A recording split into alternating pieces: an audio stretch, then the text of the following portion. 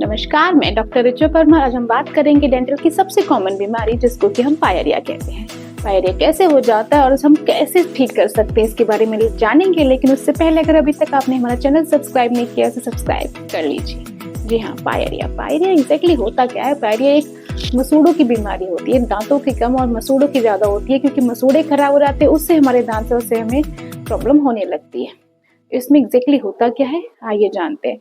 इसमें नॉर्मल हमारे मुंह में जब हम खाते पीते हैं, हमारे फूड पार्टिकल और जो हमारे बैक्टीरियाज होते हैं मिलके, और जो हमारे मुंह का थूक यानी कि सलाइवा होता है, वो मिलकर हमारे दांतों के चारों तरफ एक लेयर सी बना लेता है। पहले वो सॉफ्ट रहती है, लेकिन धीरे धीरे वक्त के साथ वो एक हार्ड लेयर में बदल जाती है, जिसको कि पहले हम प्लाक, फिर हम कैलकुलस का नाम दे देते हैं। वो बहुत ही कैल्सिफाइड होती चली जाती है, और एक आप दांतों के किनारियों पे देखेंगे एक लेयर सी जमती रहती है। किसी के व्हाइट कलर की, किसी की ज्यादा दिन हो जाएंगे येलो, और किसी की और ज्यादा दिन हो जाएंगे तो ब्लैक या ग्रीन कलर की भी आपको लेयरिंग दिखेगी, जो आपके गम्स के अराउंड आपको दांतों की नेक पर मिलेगी। इसको हम क्या कहते हैं, कैलकुलस। अब ये क्या करता है, जहां हमारे मसूड़े चिपकने चाहिए हमारे दांतों से, अब ये उन दोनों के बीच में घुसता चला जाता है। अब क्या होता है कि मसूड़े अलग हो जाते हैं और हमारे दांत अलग हो जाते हैं। जो सपोर्ट सिस्टम हमें अपने मसूड़ों से मिल रहा था हमारे दांतों को खड़ा करने में, बिल्ड करने में, वो धीरे धीरे कम होने लगता है। धीरे धीरे दांतों की जड़ें भी दिखने लगती हैं, और टाइम के साथ साथ वो हमारी हड्डी को भी गला देता है, जिससे कि हमारे दांत हिलने लगते हैं। और अगर आप तब भी नहीं जागे तो हो सकता है आपको अपने दांतों से हाथ धोना पड़े। तो ये सब प्रॉब्लम्स हमारी पायरिया होती हैं। पायरिया में मेनली मोस्टली स्टार्टिंग में क्या क्या लक्षण दिखाई देंगे, ज्यादातर पेशेंट बोलेगा कि उसके दांतों में से मुंह में से बदबू आ रही है, दांतों में गंदगी जमा दिख रही है उसको, या फिर उसको जब वो ब्रश करता है खून आ रहा है। ये सारी प्रॉब्लम्स उसको बेसिकली दिखेंगी। विद टाइम के साथ वो बताएगा कि दांत हिलने भी लगा है, और कोई कोई दांत बहुत ज्यादा हिल के कभी बार हाथ में भी आ जाएगा। इसके साथ साथ आपके दांतों में आपको सेंसिटिविटी, क्योंकि आपकी जड़ें एक्सपोज होने लगेंगी, दिखने लगेंगी, तो ठंडा गर्म सब लगना शुरू हो जाएगा, और गम्स में स्वेलिंग भी दिखनी आपको शुरू हो जाएगी। ये सारे लक्षण आपको पायरिया का इंडिकेशन देते हैं। अगर इनमें से कोई भी लक्षण आपके अंदर आपको दिखाई दे रहा है आपके मुंह में, तो तुरंत अपने डेंटिस्ट से विजिट।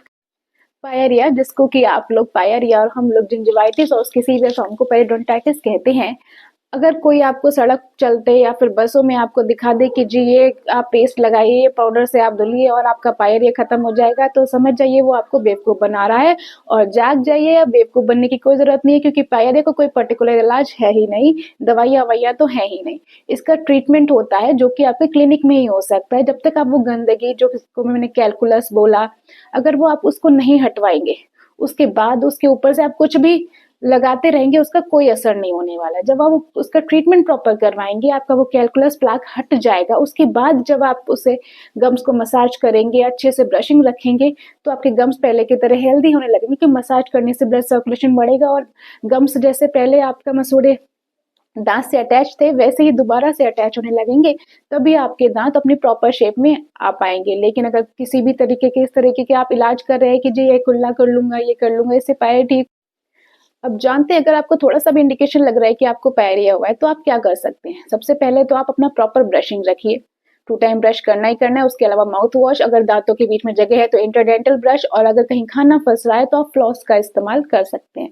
इसके अलावा जो आप ब्रश यूज करते हैं उसको कभी भी हार्ड ब्रश यूज नहीं करें, हमेशा सॉफ्ट ब्रश यूज करेंगे। रेगुलर चेकअप, आपको जरा सा भी लग रहा है तो रेगुलर चेकअप कराइए, उसको क्लीन करवा लीजिए। हर 6 मंथ में स्केलिंग होनी चाहिए। अगर आप 6 मंथ में नहीं करा सकते हैं दांतों की सफाई, तो कम से कम 1 साल में तो करा ही लीजिए, क्योंकि जो ये आपके दिमाग में मिथ बैठा हुआ है कि हम दांत सफाई करवाएंगे और आपके दांत में सेंसिटिविटी हो जाएगी, या वो हिल जाएंगे, या वो निकल जाएंगे, ये सब आपका मिथ है। अगर आपका कैलकुलस से ही दांत जोड़े हैं तो वो ऑब्वियसली सफाई होने के बाद ज्यादा हिल जाते हैं, लेकिन जो सेंसिटिविटी वो धीरे धीरे अपने आप रिकवर हो जाती है। उसके लिए आपको पेस्ट, माउथ वॉशेज और गम पेंट्स हम लोग हमेशा रिकमेंड करेंगे। तो इन सब मिथ्स के बारे में ना सोचते हुए अपने दांतों का ख्याल रखिए और अपने पायरिया से छुटकारा पाइए। धन्यवाद, थैंक यू।